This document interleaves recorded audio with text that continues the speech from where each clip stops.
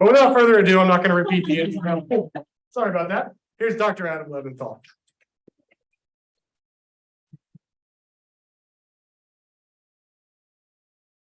Thank you, Michael. Those on Zoom, hello. Michael just gave the best introduction of me, so you really missed out. So, no, thank you. So it's a pleasure to be here. I can just kind of walk around, right? We got there. Okay.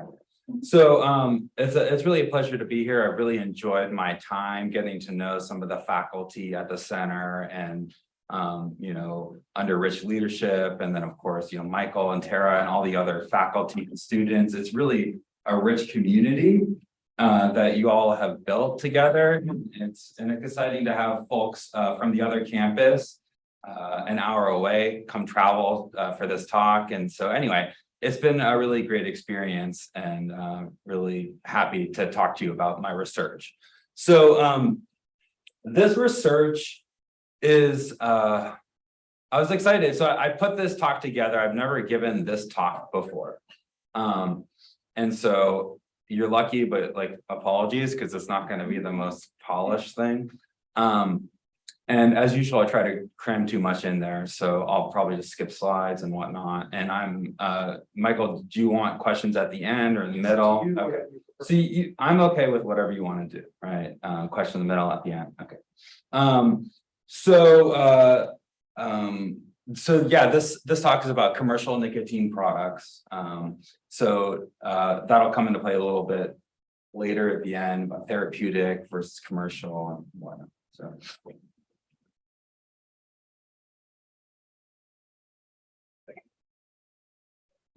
Click in. Get plugged in. Click into the window. I'll try it. Okay. There we go. Thanks. Okay, yeah, that's right. So back, there we go. Okay. Acknowledgements, I'm doing this first. So thanks to the funders, thanks to all of colleagues at USC and other universities, tobacco regulatory science, which I'll be presenting on. It's really an interesting and great national community. And we all learn together what tobacco regulatory science is, because it didn't exist. Well, that's a little false, but FDA, tobacco regulatory science, didn't exist until 2009. And so anyway, it's a great group. There's a lot of collaborations. Want to give a shout out to all the staff. So that includes, the postdocs and the pre-docs, of course, too. But I think the staff also don't get their props enough, and we rely on us faculty, rely on you, and our careers are built on you. So thank you. And I met staff today, which is great. I have no disclosures, and then let me make a note about stigmatizing in first-person language. So I try to do my best to remove phrases such as smoker, right? And so as we're kind of coming to understand, that type of language can be, harmful to people. So, but nonetheless, some of the studies that I'm presenting on, were published years ago and don't have it. So my apologies in advance for that. So just take that with a grain of salt. Okay, so I'm going to talk about tobacco regulatory science a bit. And then I'll talk about a program of clinical lab experimental research on the appeal and addictiveness of nicotine products, commercial ones. If we have time, some population-based experimental research, and then implications and future directions. Okay, so here we go. So why are we having a whole talk about non-combustibles? It's really fun and interesting to think historically about how we got here. So these are not like super old data. I used to have data from 2010, but I decided just to use these anyway because we published them. To be honest with you, but so taking a step back, in the whole U.S. population of adults who smoke, all right. So what's that? More than 3/4 want to quit smoking. Half have made a quit attempt in the past year. Only 17.6% have actually gotten treatment. Only 12.7% got nicotine replacement therapy, and that's over the counter, right? It's supposed to be reducing barriers, and in many states, it's publicly subsidized, so you can get it for free. And then prescription medications, appropriate on chronic, like drugs, smaller. So why, if so many people want to quit, A, are they not quitting? And B, are they not using effective treatments? Well, there's a lot of reasons for that. Access barriers and whatnot. One additional reason to consider is maybe these products are lacking certain things that people who smoke are looking for, and they're not appealing enough. So let's think about the pharmacology of these products, therapeutic products. So this is a study by Nancy Rigotti and her colleagues, and this is a basic PK study, pharmacokinetics.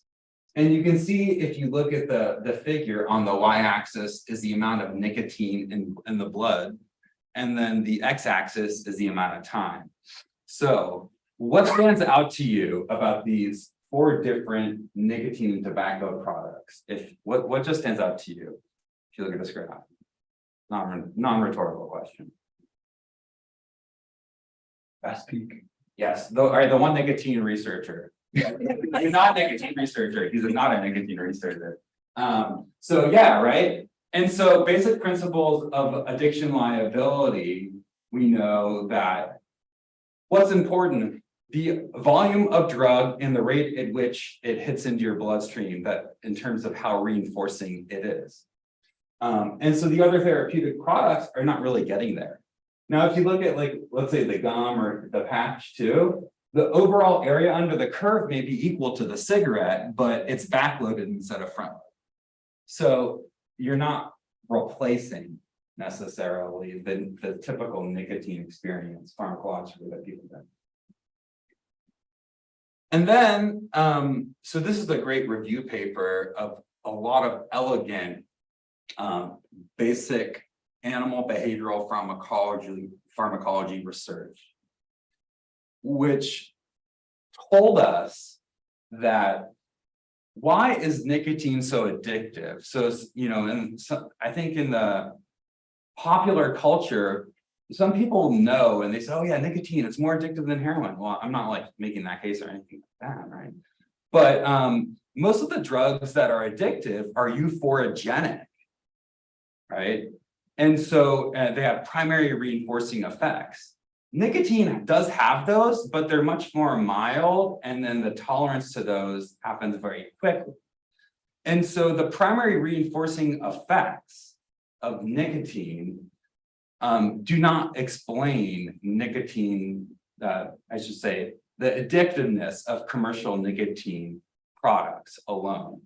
The other thing are the sensory aspects of the self-administration ritual that are pleasant and develop conditioned associations. And what happens is there's a very interesting interaction, a synergy that happens between the psychological reinforcing experience, having the drug on board, those two synergize such that it's nicotine is classified in other psychostimulants too as a reinforcement enhancer.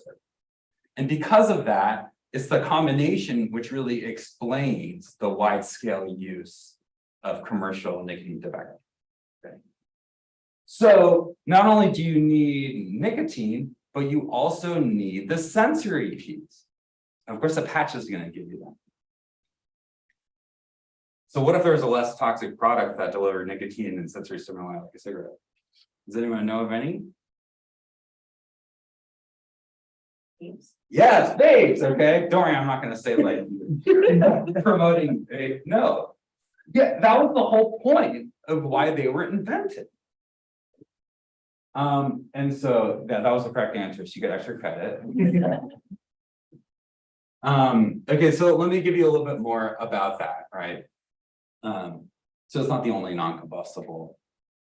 So crash course in e-cigs, so nearly always no combustion. So that's the thing, right? It's a heating element, it creates aerosolization, and then the aerosol that you inhale has bioavailable nicotine in it. That was the innovation, I think, of e-cigarettes. There was nicotine inhalers before, but those were really deposited on more of the throat, not getting into the lungs and having the pulmonary kind of route of administration.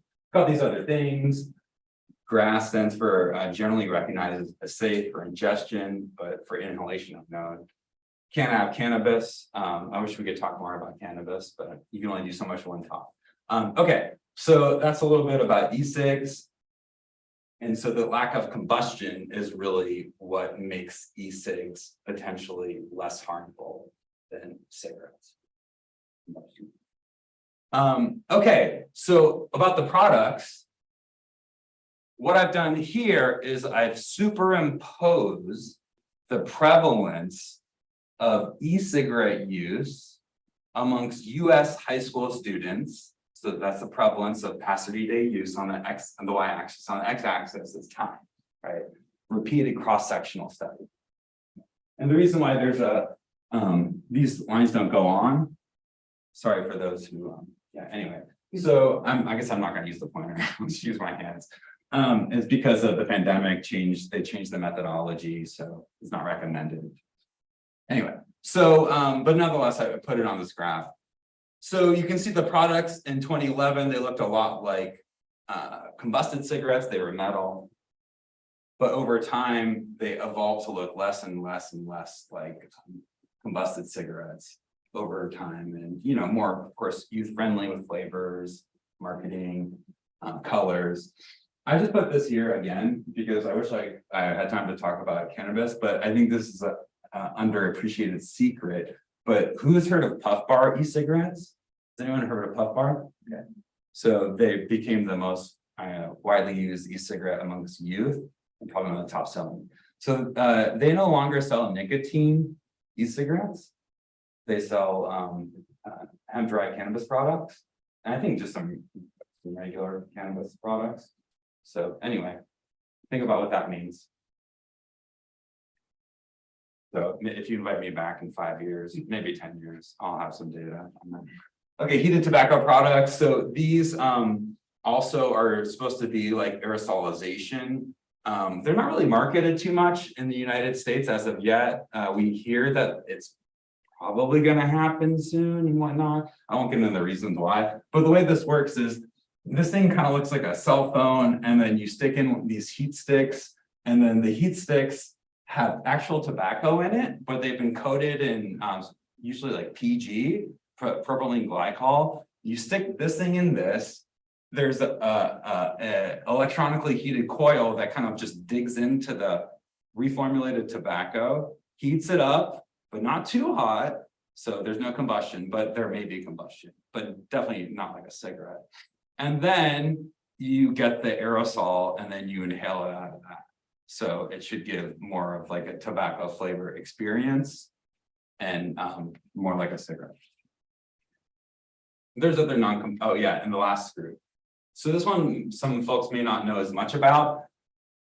Non-tobacco oral nicotine products. So this means they don't have any tobacco leaves in them. So you think about oral tobacco products, we often think about smokeless, chewing tobacco, snuff, right? So those are tobacco leaves that are shredded. They have buccal nicotine absorption, you know, like between the cheek and gums, right? So these are the same, except now they don't have any tobacco leaves in them. They have various different types of formulations. So nicotine pouches, they have like a microcrystalline powder, and then they have the different types of ingredients like flavorings and other additives, and of course the nicotine that sit in your mouth. But then actually there's these basically non-therapeutic edibles like Lucy Gum, Rogue, Crave, gummies, right? And so those are sold as commercial products and marketed as commercial products, not like Nicorette gum. Okay. And then on the left side this is some industry data, but the point here is that the pharmacokinetic curve of this exemplary product of a nicotine pouch looks just like smokeless tobacco, right? Or even like more nicotine. And so we already know smokeless tobacco, you know, chewing tobacco already is addictive, right? And so that gives us a benchmark. And I think we'll see more and more data like these in the future characterizing these products, these nicotine pouches. And, I'm sure you've probably seen them at gas stations and other places that sell commercial tobacco products. And so that's what they are. Are they regulated the same way? They are, Are they considered a tobacco product? they are considered a tobacco product. None of them have been legally authorized for sale. Okay, there's actually, that's not true. There's 2 products, but they're not pouches, but they're off the market. By the time they got authorized, those weren't even on the market. There was like a gum and kind of more like a tablet. But I sometimes FDA will use this thing called enforcement discretion. So almost every product that you've seen, e-cigarette and non-tobacco product that's on the market has not been authorized to be legally sold by the FDA. Only a small handful of tobacco flavored e-cigarette products are legally allowed to be sold. But then, I don't want to go too much on this tangent, but yeah. So, but yes, from a scientific standpoint, the way we study e-cigarettes, we should be studying these the same type of regulatory questions. Thank you. Okay, so the policies and regulatory framework. So the Tobacco Control Act, which was signed into law in 2009, gave the FDA the authority to regulate tobacco products, which was pretty monumental, a health-oriented agency to regulating a commercial tobacco product. And that was new for FDA, and they created a whole center. And they had to create all these regulatory schemes. Schemes is the wrong word, but like schemas maybe, to do that, right? So they did that, and basically what it allows FDA to do is to do something called a product standard, which means that you're only allowed to sell products that do not have this in it, or that, And so one example that happened right away was there was a product standard that essentially banned the sale of combusted cigarettes that had flavors other than menthol. So no more cherry flavored cigarettes. That happened right away. That was a product standard. And so future product standards that are in the queue might be one to now not allow menthol flavored cigarettes, and then also not allow flavored cigars. Okay. Pre-market review. This is one actually where we have a lot of opportunity to impact FDA regulation, because right now FDA has thousands and thousands of applications that they need to make decisions on whether or not to authorize marketing. And so they not only take into account the data submitted by the company, but they take into account data that we've all published independently. And they put all that information together and make a decision on whether or not authorizing marketing of a product will benefit public health. And then when you talk about non-combusted products, the idea in which they would potentially benefit public health is if they displace the market for combusted cigarettes, or other combusted tobacco products. Modified risk claims, if I have time, I'll get into that later. And then authority to reduce nicotine in combusted cigarettes down to near zero, but not zero. So this is this public health dilemma, right? And I'm not going to get into the health effects and toxicity. So you'll probably just have to take my word for it. And there's no clear, decisive way for me to answer the question about the harm of e-cigarettes, except by saying that if you had to choose between a cigarette and an e-cigarette, e-cigarette all the way. If you had to choose between e-cigarette and air, air all the way. Okay, that's that. So amongst young people, we don't want them, no reason for them to be using non-combustibles.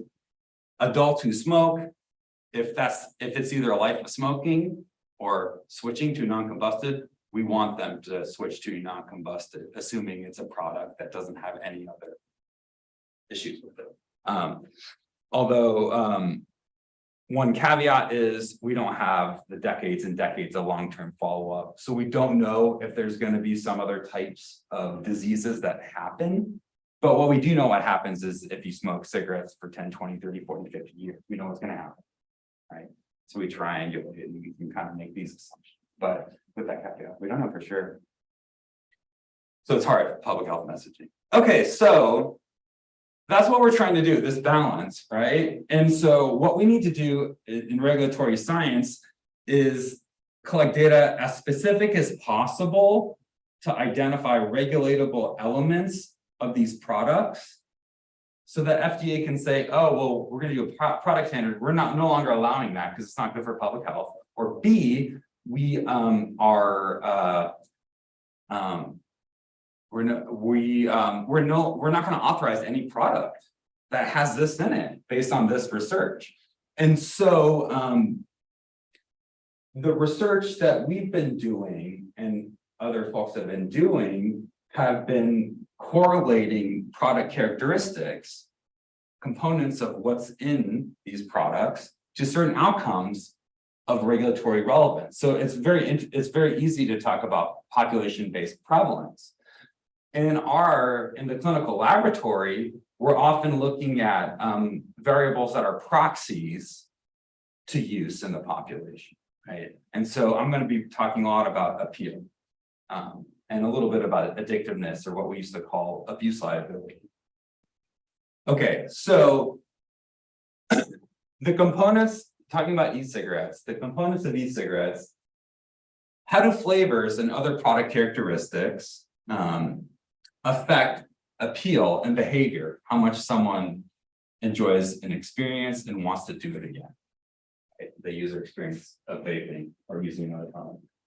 Well, part of it is the sensory perceptions, or the taste, smells, do they enjoy it, does it feel good, right? Part of it's pharmacologic, right? But we're talking about like the actual puff. And sometimes it's masking the aversive effects of nicotine because nicotine's bitter, it's harsh. And of course, like the drug reward. But then there's all these other factors like the packaging and design. And so if we want to do experiments, sometimes we want to, even though packaging and design and culture, all those things are important and, you know, marketing can be regulated, we want to hold those constant. So we can do controlled studies like this. And so this is what we've done in our research program. What we do is we have these, participant testing suites. Staff's been on this side, the participant sits on this side, right? There's a one-way mirror, but sometimes you can see right through it. And then on this side, there's it's ventilated, so they can vape according to our instructions. And then what we do is we give them a product, but we experimentally manipulate the product based on the content of the e-liquid, the device, or the packaging. And I didn't have time to kind of throw in some of the packaging stuff that we've done, but anyway, at least in the lab. And so what this allows us to do is to hold kind of these external things constant. And then we look at user outcomes. And we also did several remote lab studies during the pandemic. So if you have questions about that, I can talk about that later. Okay, so this is an example methodology. And so you're going to be seeing data that are primary and secondary analyses of about, I think, 6 studies. And this is the design.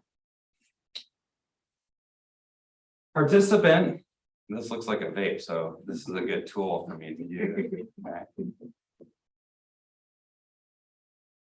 On their side of the room, they might have like 10 or 20 of these set up, that maybe A, B, C, D, right? And then each of them are different experimental conditions. And then we say, okay, randomized order, all that good stuff. Take vape C, and I want you to take 2 puffs off of it. and standardized puffs, we tell them how to inhale, so it's kind of the same.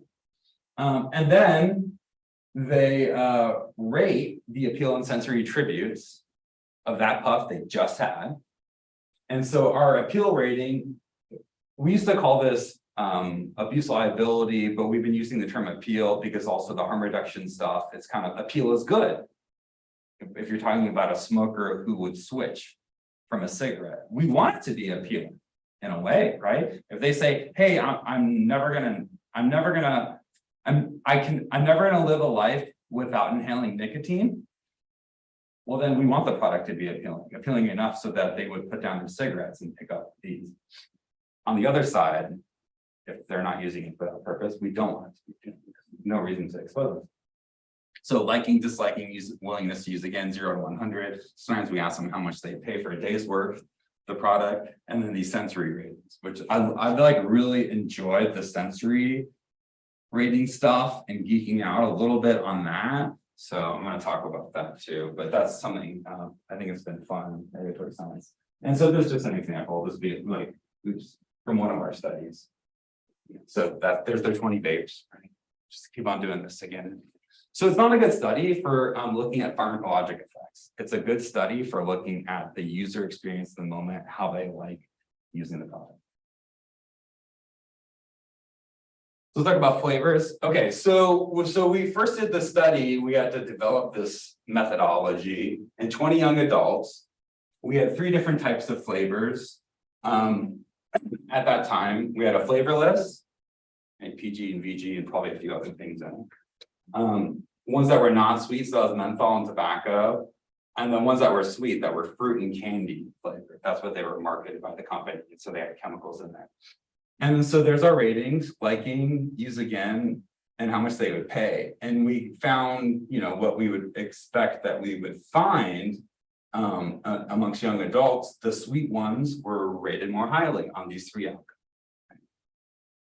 I don't think that the flavorless and the non-sweet were different in 20 young adults that big. Okay, so, and there's a tank style device back then. That's all we had. And then we did the study again in a larger sample with, and then at that time we realized that flavorless was not really going to be of regulatory importance because they were not really being marketed. And really the kind of the control condition, if you will, or like the product that would be left on the market and not taken off the market is the tobacco flavored e-cigs. So we use tobacco and we split up, and of course menthol, we know from menthol cigarettes, it's a flavor, and so we parsed those. And then what we also did was we compared young adults who'd never smoked to those who were currently smoking, and they were dual users because everybody vaped in this stuff. Right?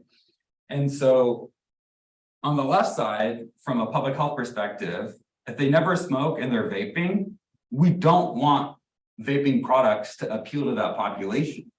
There's, from a public health perspective. On the other side, it might be possible that they would ultimately transition if the vapes were good enough. So, although, we can go on more tangents about kind of whether dual use and all that stuff, but let's just leave it at that. So in the study, what we find is that everybody likes non-tobacco flavors better than tobacco flavors. But the magnitude of preference is enhanced among those who never smoked, an interaction. Right? And so we started just creating a product appeal composite measure because we did some psychometrics and kind of they load onto a factor. So that was cool, right? And then we had former people who formerly smoked and vaped. And they kind of were like midway, but I don't want to spend too much time talking about that, but you can ask me later. Oh, and we statistically adjusted for a bunch of different interaction terms too, because people who smoke and people who don't smoke are different segments of the population. And they may have other characteristics that would impact how much they would like a product. So, okay, so I was telling you about flavors, but if you really want to dive deep, like what is the flavor? It's not a simple answer. So then you're like, oh, okay, well, actually, you know, what I was just presenting, it's like we were manipulating stuff.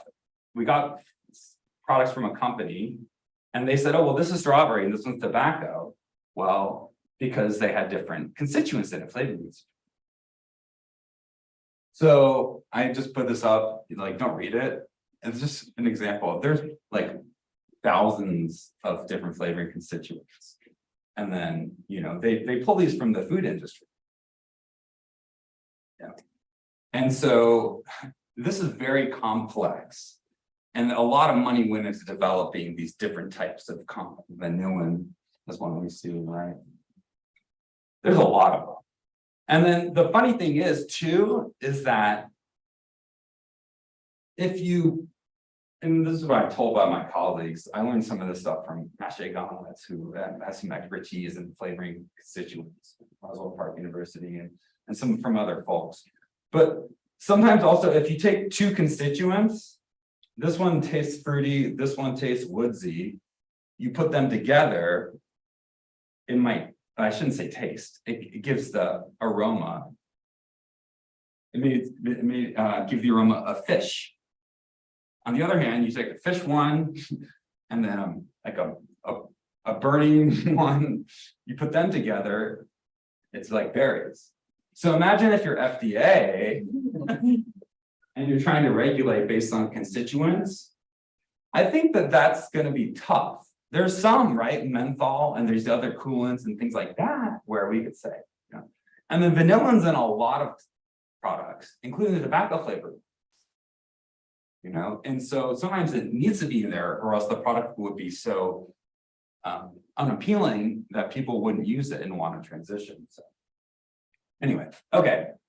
So then the other thing is, well, then there's, if you look at all, there's a lot of different ways, like names that products are marketed under. So this paper, like Kruisman et al., and there's really good group in the Netherlands.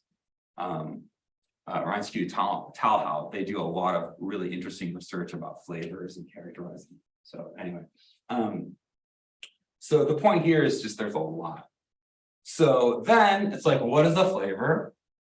So this is what I think a flavor is. The industry marketing, so whatever they tell you it is, say like this is great, you know. The actual chemicals in there, which there may be thousands with interactive effects. And then there's actually the sensory attributes, really was why these are in here. And so these may be a more parsimonious way to characterize what a flavor is. Because if it tastes like blueberries, and I use your word taste flexibly. If it tastes like blueberries, but I say this is tobacco, and I call it tobacco, like I shouldn't be able to do that, right? And you're like, tobacco is really blueberries, and the word gets out. So, in our initial study, we were interested in sweet flavors, and so sweetness ratings correlates with appeal rating. And I just put this down here too, because this will come back if we have time. So throat hit, there's a lot of talk at the time about throat hit. You need like throat hit's good, right? It's like the irritation that people who smoke light, right? So people want a good throat hit. Well, not in our study, no correlation and one negative correlation. And throat hits like kind of harshness, and harshness, especially for young people. Okay. And then we did this study where we basically characterized all these different flavors. They came from the company, so okay, we had 10 of them. And then, so basically what you're looking at is the difference on the 100-point scale of that flavor versus the other 9 averaged, right? And then the rank order. So the point here is that, okay, like for the most part, kind of proof of concept. If it's a sweet sounding flavor, it's sweet to the participant, not invariably. If it's a bitter sounding flavor, full flavor tobacco. Yeah, chocolate was interesting, I don't know, but you know, it might be hard to make a like a good chocolate flavor. Thing about that from like a food science perspective. Doesn't have chocolate. Anyway, subtle tobacco. So you can see here. And then coolness, just proof of concept. Peppermint, menthol. Pretty cool. And we had other ones, but I won't bore you with those. Okay, and then in this study with these 10 different flavors, remember how I was talking earlier that the fruit in the menthol versus the tobacco, that flavor preference was stronger amongst people who never smoked? Well, then, like from a more specific regulatory perspective, you say, well, which fruit flavors, right? So in this study, we did a secondary analysis where what you're looking at are these effect estimates, and they're different scores, basically. And then the clear bar, are the people who never smoked. And then the dark gray are the people who currently smoked, never vape, but said they were interested in trying an e-cigarette. Initially, a group, we'd want them to find cigarettes appealing. You can see that the bars are more positive for the group who never smoked and currently vapes, right? And then these are the ones where there's significant interactions. And where you can't even see the bar, it's because it was 0. It wasn't like that we didn't have it. This one's like 0.1 or 0.0. It's just turned out that way. Okay. And then just, with a grain of salt, we had 2 other groups, like different configurations, former smokers, people who formerly smoked, so on and so forth.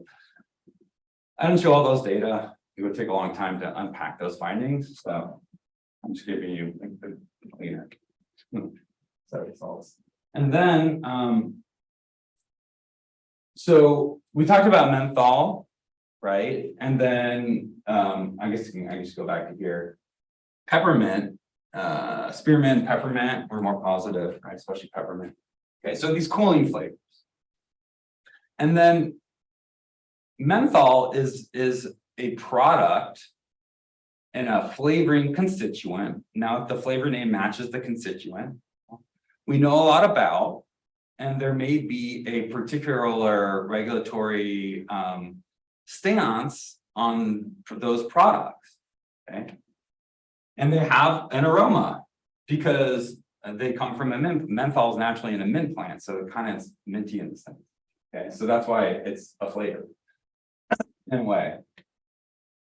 But so the e-cigarette companies started developing and marketing products that instead of having menthol, they had these synthetic coolants that had similar chemical structure to menthol, similar activity, and I'm going to butcher the TRPM8 receptor, those cooling sensations receptors.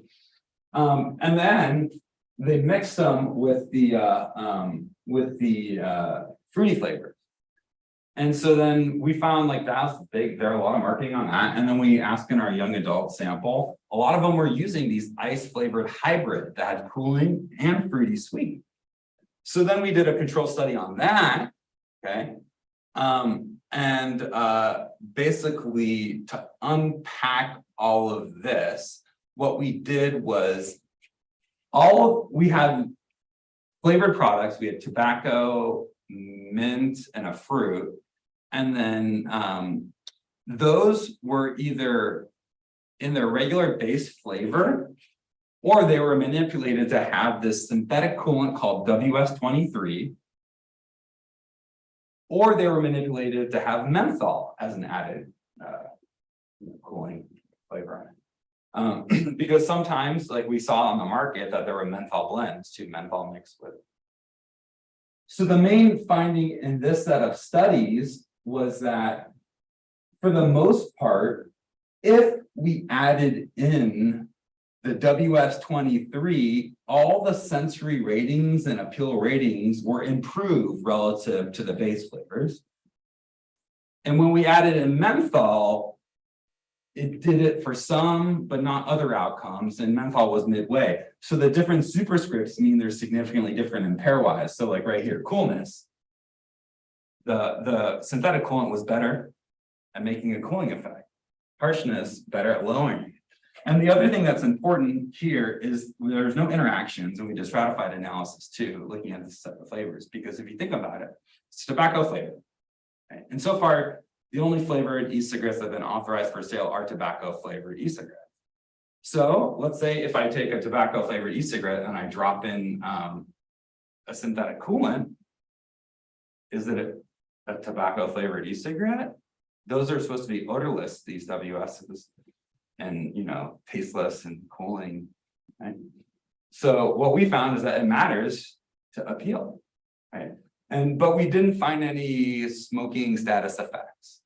So How do you actually do this? Because these aren't commercially available. You actually, we order them from a company and And they they just custom produce- design them. okay, And then the other thing is, some people make their own, but like, I'm not, if you make your own, you're at risk of making something that's not going to be very appealing. And so these companies know, and they tell us what's in the constituents. So in our supplementary materials, we publish the constituents of them, right? And we do an independent analysis too, right? Because they don't tell us all the other ingredients, but they tell us the ones we want, like the WS, or here, sir, like here, you got what we ordered. Here's the nicotine concentration, here's the pH. We do the independent analysis and they do a screening of all the other constituents. And so we have that. And by the way, we also done studies trying to link those constituents to sensory, and we couldn't. Because you find some associations, but then when you put the different constituents in the same predictive model, you get suppressor effects, and it's just, there's too much of a hodgepodge, right? So in that other paper, or the other study I was talking about. So, let's see. So do flavors counteract nicotine's irritating and bitter properties? Of course, I'm like not gonna be able to show you all of our awesome data because we're running low on time, but the answer is yes. Okay. And so these are interaction terms. And so fruitiness versus so nicotine is bitter and it's harsh, right? It stimulates the nicotine receptors of the airways. But then when a flavor is added on top of nicotine, it suppresses the aversive effects. And so both fruit and menthol have those properties, especially menthol, compared to tobacco. And then here, like we do these cool mediation analyses. So don't read all this. This just lets you know that we're smart, right? So actually my colleague Junon Cho, he's an amazing methodologist and just such a great colleague. But yeah, he's smart. Okay. And we work well together. But these are the indirect effects. So, menthol versus tobacco, 3-5, the stars mean they're significant. So when your appeal is your outcome, that's the one that's proximal to use. What we're saying is that the reason why certain flavors are appealing is because they are sweeter, smoother, and less bitter. Harshness didn't when you stick them in the mouth. They do like when you don't control for other things, but harshness didn't. So I think harshness is important. But anyway, so and then I'm really gonna blow your mind. Moderated mediation. Okay, so nicotine is aversive. And because it's aversive, it makes people want to use nicotine products less. But it's particularly aversive when you have a tobacco flavor, right? So the more nicotine you add to a tobacco flavored e-cigarette, the less people are going to want to use it because it's bitter, it's harsh, it's not sweet, and it's not smooth. Okay. I'm using because like causal language, so you have to take that with a grain of salt, right? Fruit, no, we disrupt, like there's still mediation effects, but they were suppressed, and this little like symbol means that there was moderated mediation. So it suppressed the bitterness pathway. So nicotine's bitter enhancing effect, which led to more appeal, which reduced appeal, was suppressed. And then for menthol, it was for sweetness and bitterness. So.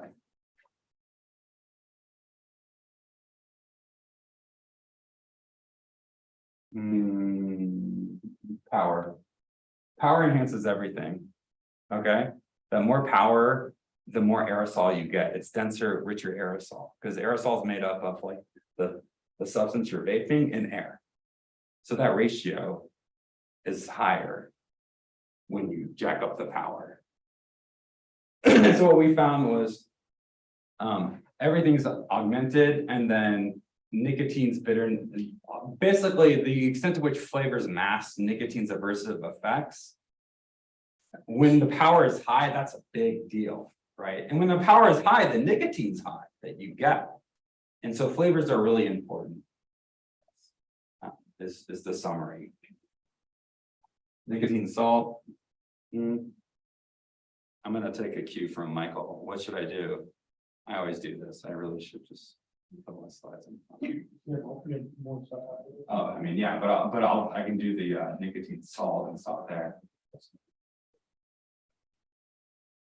So who's heard of nicotine salts? No, okay. So who's heard of Juul? Okay. So Juul created nicotine salts in e-cigarettes by adding organic acid to their e-liquid. It changes nicotine from a free base chemical form to a salt. Everything I showed you before was free base, because everything was free base historically until Juul came along. And this is one of the several reasons why Juul was widely sold and liked, is because of the sensory effects of nicotine salt. And that there was in their, if you look at their patent application and their R&D, they showed that when you jack up nicotine, usually nicotine becomes aversive and people aren't going to want to use it anymore. And so nicotine could be good for smokers, maybe, right? They need to be able to not find it aversive so they can get the nicotine. Bad for young people. So they said, you know, it's good, makes more satisfying product in the patent application. So people kind of just started accepting this. There's no independent evidence that nicotine salts did something to the sensory experience. So we did that study, and we prove what sometimes in regulatory science we prove what is obvious, which is fun but not fun, but also fun because the impact. This was a really fun study. But the point of this is that here we held the nicotine concentration constant, because it's hard, because, you know, naturally products that have free base in them are on the market are sold at a lower concentration. Products that have nicotine salt are sold at a higher concentration. So we did the controlled study. We had them made by this company. And we proved, you know, the nicotine salt made the sensory experience better. And then we showed that that effect was amplified amongst people who never smoked compared to those who ever smoked for these outcomes: harshness and smoothness. And the P was 0.06 for that interaction for the appeal, but we don't interpret that. And then finally, okay, Juul used benzoic acid. But once everyone learned about Juul and the industry learned, they're like, oh, cool, let's put these organic acids up. There's a lot of them. And then, you know, we asked the company who makes it, they're like, oh yeah, lactic acid, that's a. And so this paper out of UCSF, they just bought some e-liquids on the market and tested them, and they found, okay, well, there's a lot of different types of nicotine salts. Benzoic and lactic are the most common that we found on the market. So then we did, this is my last presentation, a dose response study of 2 nicotine salt formulations. So you're gonna want to look at the data, so I should probably explain. So we had them make freebase e-liquid. And then we had them make a set of nicotine salt with lactic acid. And then we had them make a set of nicotine salt with benzoic acid. If you're interested in the 2 different acids. Also, we were just in dose response. We said, can you take the cup of freebase and take the cup of benzoic acid and then mix a half and half solution? And then do the same thing for the lactic, right? And so, and there is variation on how much nicotine salt there is in products on the market, but, you know, a lot of times, you know, they want to go all the way. But this is important because, as we know, dose response helps us thinking about causal effects, validity and whatnot. So it was really cool to kind of pull in behavioral pharmacology in a new way. Usually we're thinking about drug dose. Now we're thinking about dose of nicotine saltness or pH. So here's the data. So these are our appeal outcomes. A is the free base. Yeah, I mean, the gold is the free base up here. Sorry, I should have used better colors. But anyway, red is a free base here. This was led by a terrific postdoctoral fellow named Dae-Hee Han. So the pretty graphs are really good. And you can see here dose response effect for, yes, this is the middle one, right? So dose response, dose response, dose response. Somewhat of a dose response, maybe not. So, you know. So especially for the lactic acid, right? And then let me go to the benzoic one. Sorry, the appeal outcomes. These ones are usually more the sensory outcome. You can see here the dose response in the manner we'd expect. Dose response for the most part, except for, can you see? Oh yeah, that's bitterness. So to make a long story short, there appears to be a dose response. It generalizes across two e-liquids, lactic particularly. And then the kicker is we looked at the pH content and we looked at the pH of the e-liquid is on the x-axis and the rating is on the y-axis. And we found curvilinear effects. And does anyone know what happens like when you cross the pH of 7? Remember from chemistry? Yeah, right. It becomes more basic and less acidic. Look at harshness. So if FDA were to think about pH thresholds, right? Because regulating on all these constituents sometimes is hard to do. pH is something. So anyway. All right, well, and the implications are regulatory science is cool. Sorry, Tara, my obesity stuff, like you can get to it. All good, we can chat. But you know, I'm a fan of Tara's work and the way she's applying this type of a lens to other addictive consumer products, including what I'm now going to call for the rest of my life hyperpalatable foods. Check out our paper that came out in Addiction today. I'm gonna have to look at it about marketing of those products. That we can apply these. Like we have our behavioral pharmacology and things like that. We can apply it to this, and we can also apply it to cannabis, right? And probably other things. I think social digital media use too. And watch out for oral nicotine products because those will be an upcoming trend most likely. And we'll see that. Okay, thank you for your time and attention.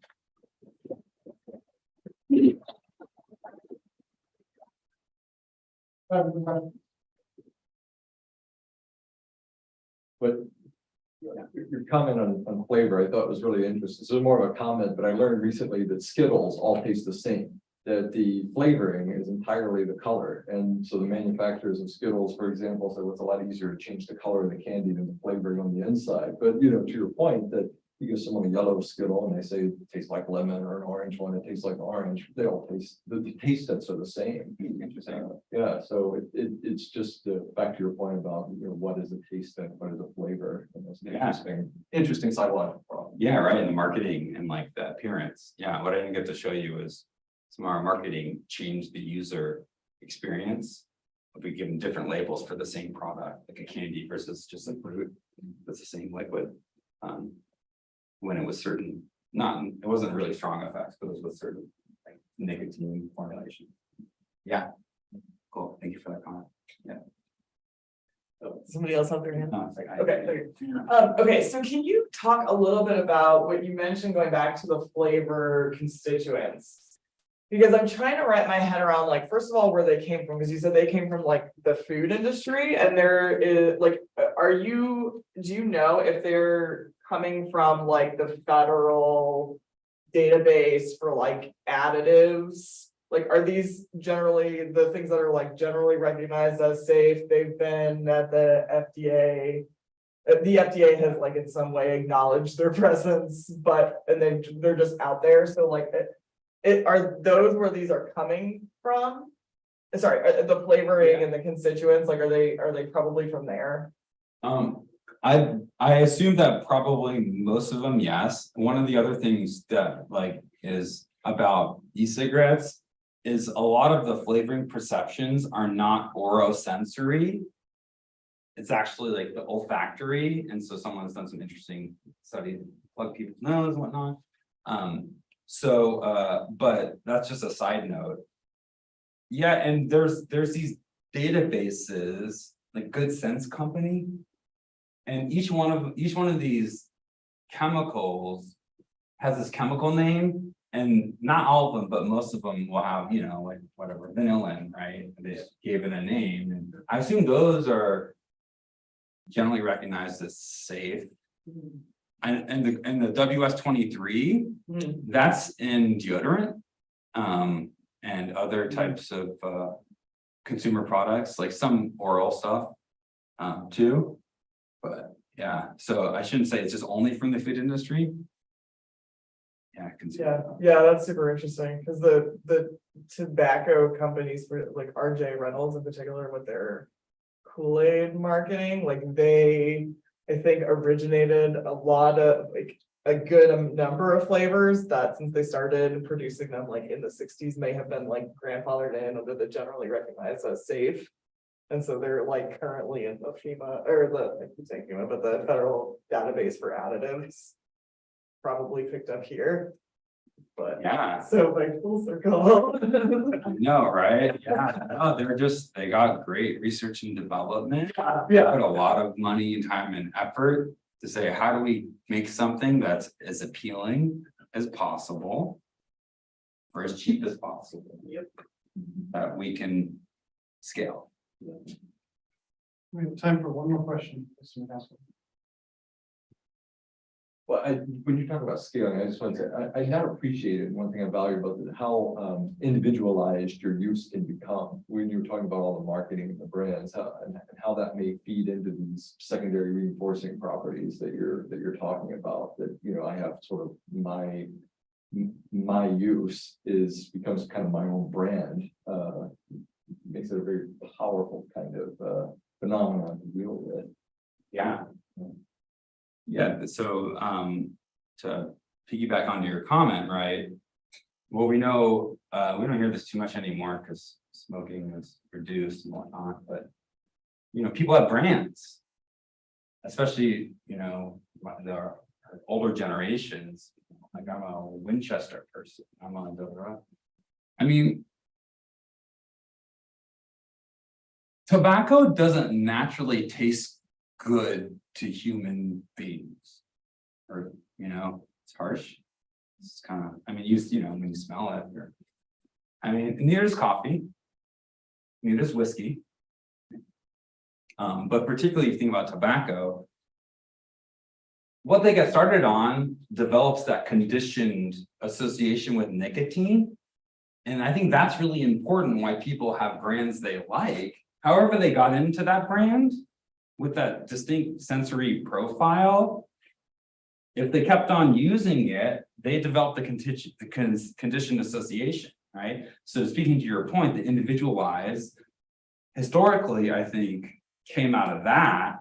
And then also we think about this individualized, like, you know, like you like, you know, if you like whatever, green Skittles, you may like lime e-cigarettes or vice versa. So that's also having the heterogeneity of the different products on the market. This is the same thing with cannabis. Diversification of the market, what that means is you're more likely, every person in the population is more likely to find one product they like, right? Like, oh, I don't like to smoke anything. No way, that's bad for you. Or I don't like the way it feels, like never smoking cannabis edibles, right? So so on and forth, and so there's so many different nuances. So the more commercialization and diversification we have, the more likely I think we will see higher prevalence of use across the board is because of that simple fact, or, you know, for unhealthy food patterns.